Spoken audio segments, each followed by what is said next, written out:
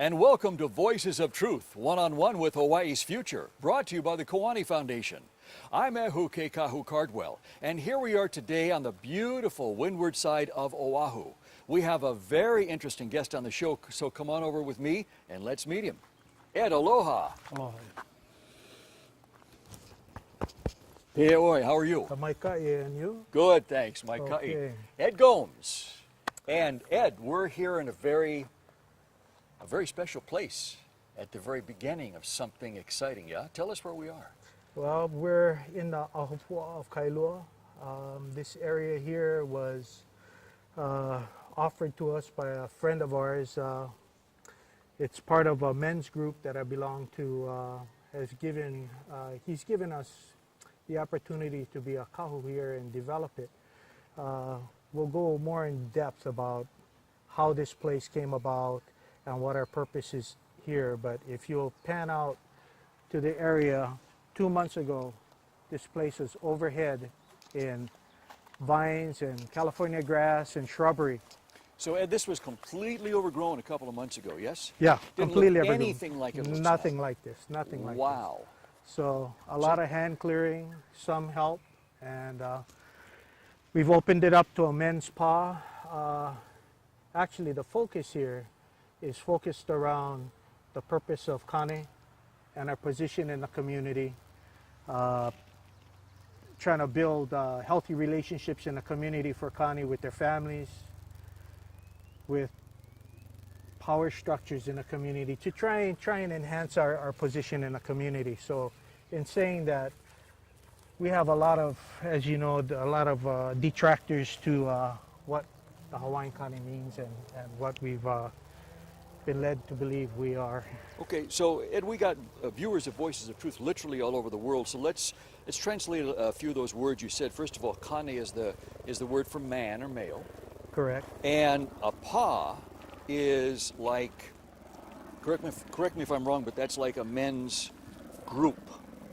It's a place where men gather, and only men, right? And only men at To this get in point, touch yes. with their maleness, yes? Get in touch with their maleness, but more than that, to try and define our purpose. Aha, to Our try and purpose define in your life. purpose. I like that. And that can involve many different activities, yes? Many different activities. Our focus in our group, our focuses are diverse. We have people from all avocations, professions, professional people. We have physicians, researchers. I was formerly a fireman. I retired out of the Honolulu Fire Department, ended up with State Department of Health, AG's office, State Narcotics, and then now I'm with the National Met Center. But in saying that, my focus is how badly substance abuse has attacked our community. Mm-hmm. How badly the numbers are showing that Hawaiians are incarcerated. Mm-hmm. Also in that, our health issues, our long-term health issues, diabetes, heart disease, all the collateral issues. So in trying to affect change as a group, we've come together and we work out and we discuss these things and try to build a bigger view for Kane in the community. So Ed, it sounds to me like this pa here is a safe place for men to work through issues individually and collectively, to begin to give back and find their grounding, yes? Correct. We do spiritual and cultural practices here. Mm-hmm.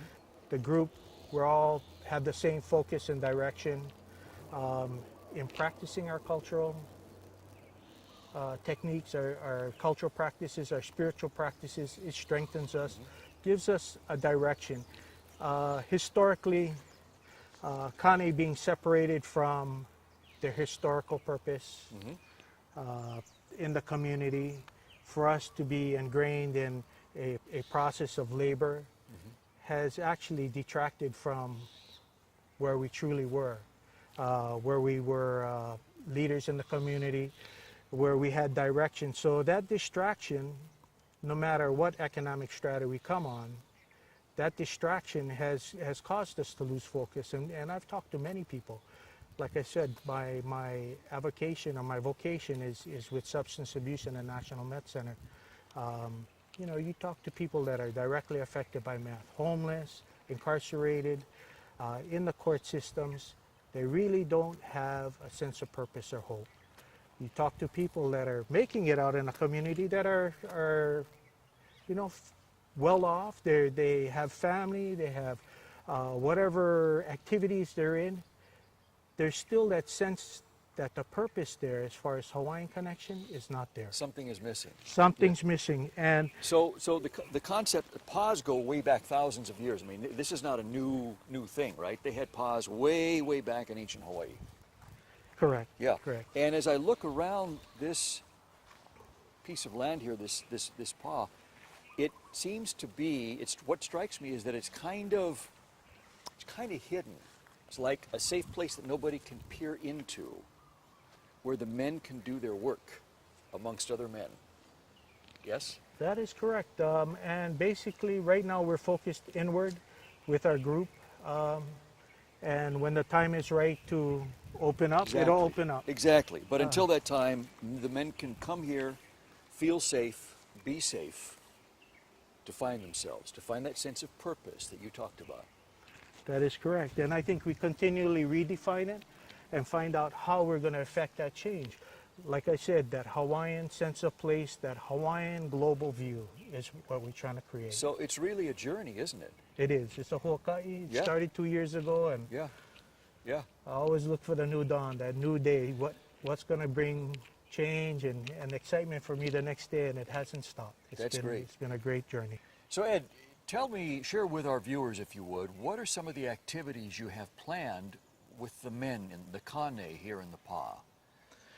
Okay, we're looking at creating different what's called mala or farming areas. We've been talking to some la'au, lapa'au or medicinal growers or healers, and trying to look at plants in certain areas that are indigenous to the area that can be used for la'au or medicine, or planting new areas. We've started, if you look in back of us here, this area, some of the mounds that we're starting to plant are uala in. Let's walk over there. And some of this uala, it just got planted within the last 2 weeks, but we're looking at the variety of uala here is used for makahiki. And uala is sweet potato. Sweet potato, Sweet correct. potato, yeah. You can see some of the mounds starting to come up. Our back mounds are really starting to shoot through here. Like I said, we're using this for ceremonial purposes, plus to feed the family. It doesn't look like much now, but this is like our second week of going through here. And we're going to create more mounds as we go here. This area is slated for clearing within the next week. All this over here. All this here. And what are you going to put over there? We're going to put more uala in there. Wow. And then use the uala after it's been harvested. We're going to turn around and try and get the grass to start and grow.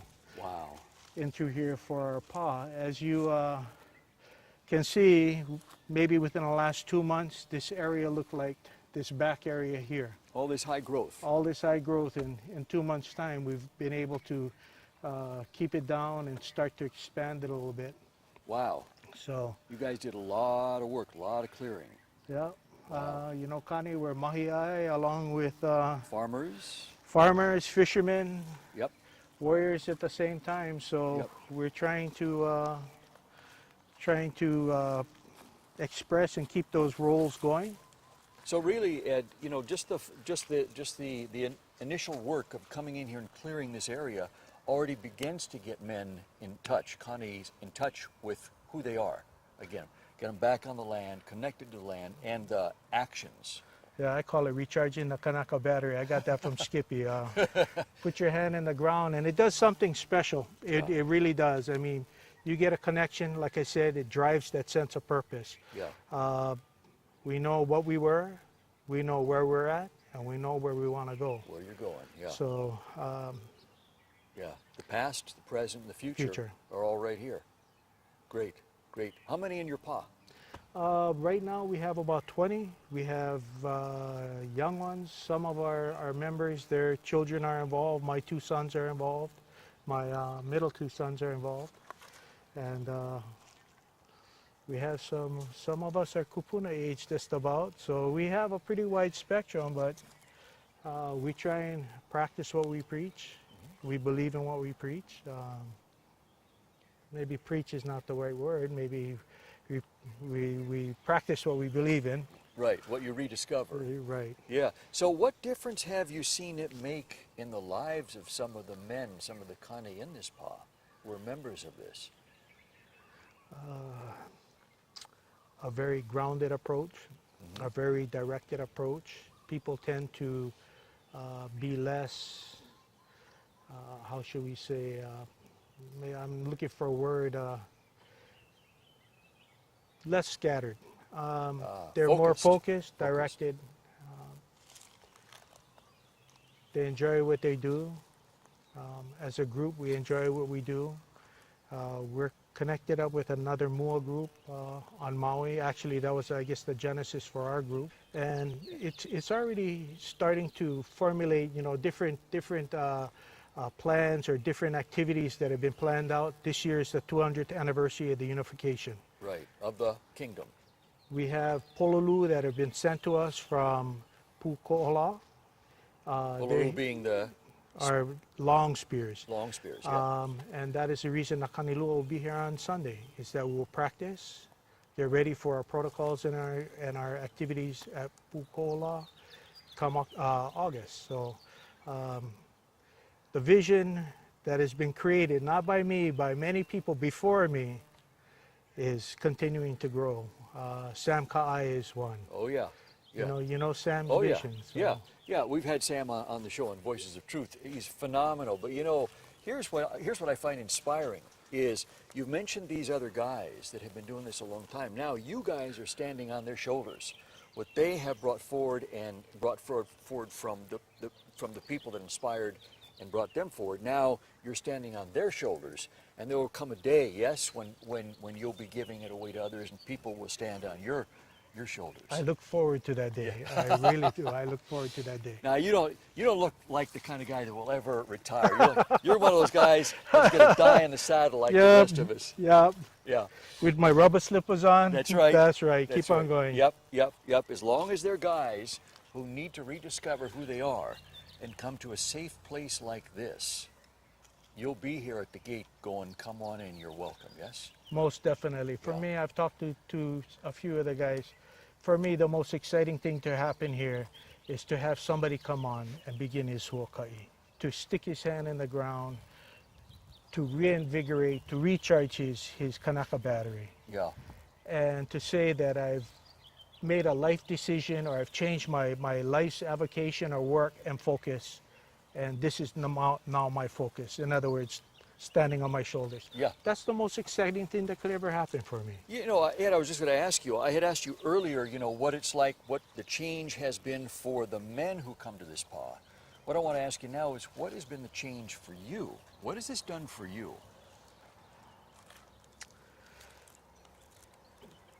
Okay, I don't know if we have enough time left, but I'll start. I'll start from a good spot.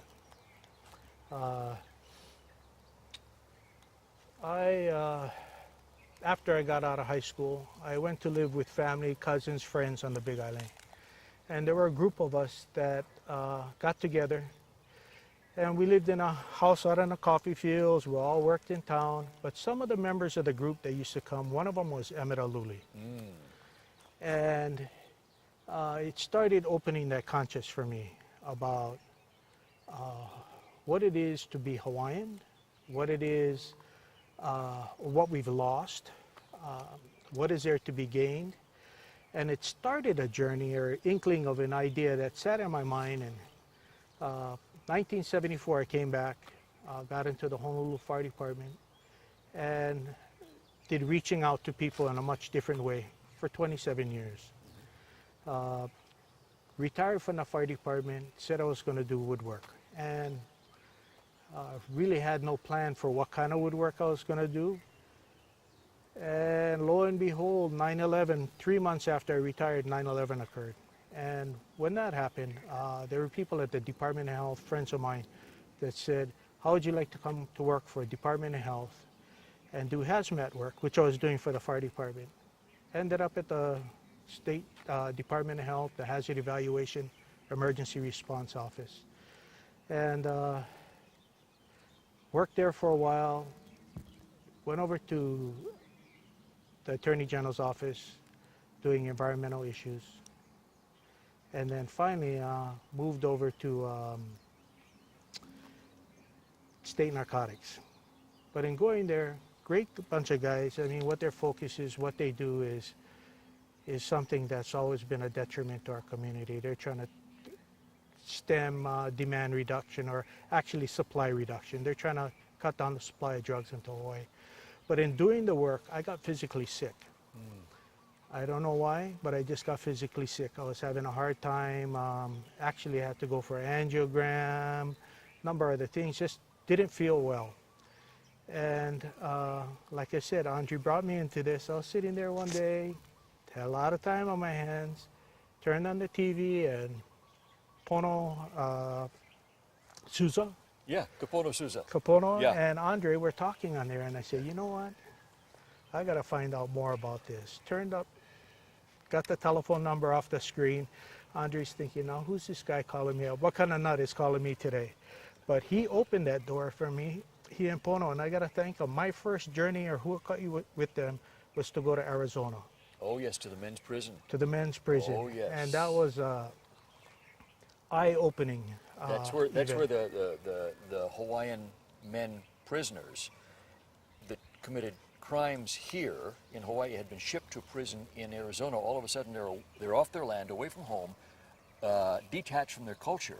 Detached from their culture, their family, any kind of semblance of normal life as Yes. far as your diet, even your sleep patterns are disrupted because the prison has a different system. Right. The culture of the prisoners and the guards are totally separated. Right. And So Andre and Kapono said, we got to do something. We got to go over there and visit those guys and bring the culture to them so they can reconnect. exactly right. We went up there to celebrate Makahiki for them.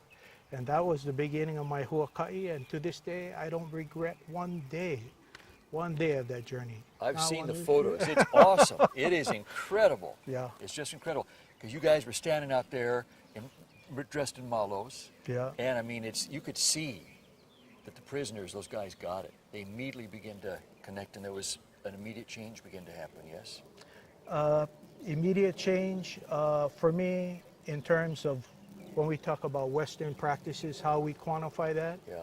I saw immediate change in them being inclusive versus exclusive. Yes, yes. That they were able to connect up with people that I don't think they would have reached out to.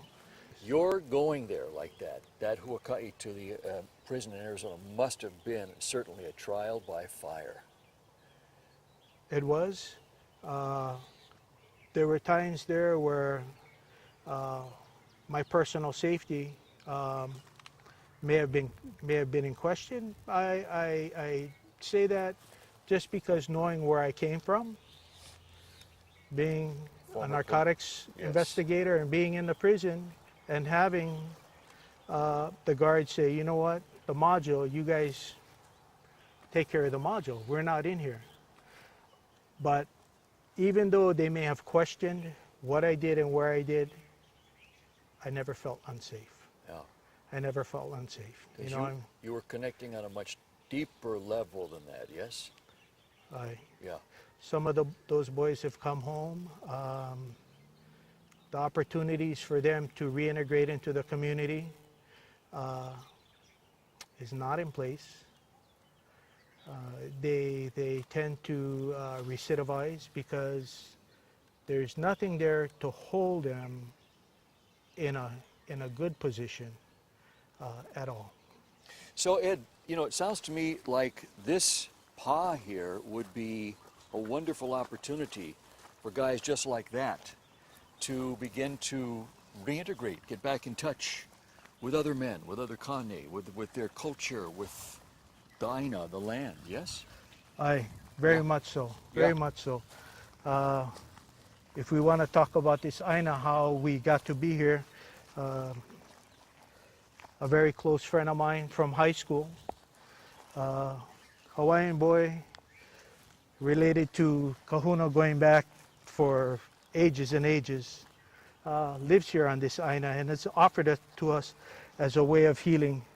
And I've been a friend, or he's been my friend. I don't want to say I've been his friend. He's been my friend for 40 years. Wow. I've watched him struggle with the same issues that all our Hawaiian kids coming from a economically deprived background have struggled with. And 1968, he said, you know what, the only way I'm going to see the world is to join the military. I want to see what the world is like. And they sent him to Vietnam. And throwing an 18-year-old boy who comes from, who's a kua aina, into the middle of a mix and struggling to survive, created issues that still manifest itself today. So when we say this place is a place of healing, yes it is. And it goes all the way back to the gentleman who offered us this place. He's something special. He's something special. He's gone through, because of the PTSD issues he suffered, he's gone through addiction issues, he's gone through the prison system. He's come out and he's been to Pukuhola the last 2 years when we thought his health was not gonna be, he wasn't gonna be in too good a shape. Wasn't gonna make it, Well, he's still here today. Wow. He's helping us with this Aina. He's offered us this Aina to be with him. And I can't mahalo him enough. Wow. So Ed, got men watching this show right now who may say to themselves, I want to be there. This is the place I want to go to. Would you allow them in? I mean, how do you screen people? Can anybody show up here? Is there a way they can contact you? They surely can. And tell us what that is. We'll put it on the screen. Okay, my email is egomes01@gmail.com. That's EGOMES01@gmail.com. Or my cell number is 808-295-1483. 808-295-1483. You don't know what you just did. You gave your cell number out to the world. Get ready and be prepared. I've done that. I did that at the prison, and they said, you're crazy to do that. I say, you know what? It's not about me. It's about what they need. Wow. That we try to provide. And believe me, I've had the boys call me up in some tough scrapes. I've gone to the court systems to talk to them. You know, our judges who have been more than open to try and create opportunities and reverse where some of these boys have been in Arizona. So opening up to your show couldn't be That must be, by comparison, a piece of cake. Very good. Well, you know what, Ed? I can't think of a better person. Who you are, your background, your spirit of giving. I can't think of a better person suited to be here and do this. So, you know, on behalf of everybody, I just want to say mahalo nui loa. Thank you very much for being who you are, doing what you're doing, and please continue, because we will come back and do more shows here, because our viewers are now hooked and they want to see the next chapter. They want to see the progress. And maybe one of the times we come down that road with our camera crew and microphones, this place will be populated by kane, by men in the pa, that they can see in action here. That could be it. That could be it. It's, you know, it's not a hope and dream. It's a collective hope and dream of our kane here that work out here. And well, you know what? If it's a collective dream, that means it will happen. Ed, mahalo for being on the show. Ehu, mahalo. Mahalo to you, and mahalo to our viewers for watching Voices of Truth One-on-One with Hawaii's Future, brought to you by the Koani Foundation. Remember, you can watch us on the web 24/7 on voicesoftruth.tv.com. I'm Ehu Kahu Cardwell, and until next time, ahui ho!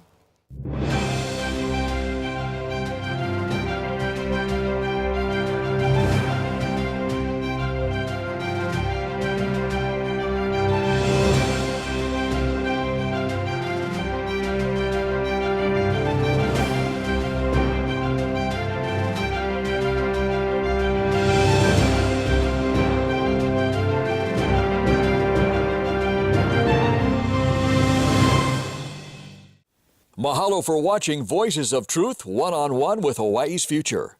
Watch us on the web 24/7 at voicesoftruth.tv.com. You'll find all our shows, including this one, in case you want to see it again or share it with family and friends. Also, view our weekly video commentaries at freehawaiitv.com. And check out our blog, published daily, at freehawaii.info. It's all part of the Free Hawaii Broadcasting Network.